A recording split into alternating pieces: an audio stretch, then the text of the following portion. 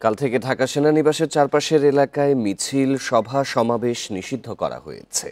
শনিবার আন্তঃবাহিনী জনসংযোগ পরিদপ্তর আইএসপিআর থেকে পাঠানো বিজ্ঞপ্তিতে এই তথ্য জানানো হয়েছে। সর্বসাধারণের চলাচল ও জনশৃঙ্খলা রক্ষার স্বার্থে রোববার থেকে পরবর্তী নির্দেশ না দেয়া পর্যন্ত নিষেধাজ্ঞা কার্যকর থাকবে। এতে বলা হয়, কচুক্ষেত সড়ক, বিজয় সরণি থেকে প্রধান উপদেষ্টার কার্যালয় হয়ে জাহাঙ্গীর গেট সংলগ্ন এলাকা, শাহীন কলেজ থেকে মহাখালী ফ্লাইওভার সংলগ্ন এলাকায় সব ধরনের সভা, সমাবেশ, মিছিল, শোভাযাত্রা, বিক্ষোভ প্রদর্শন নিষিদ্ধ। এছাড়াও নিষেধাজ্ঞার আওতায় আছে সৈনিক ক্লাব মোড়, ভাসানটেক, মাটিকাটা, ইসিবি চত্বর সংলগ্ন এলাকা।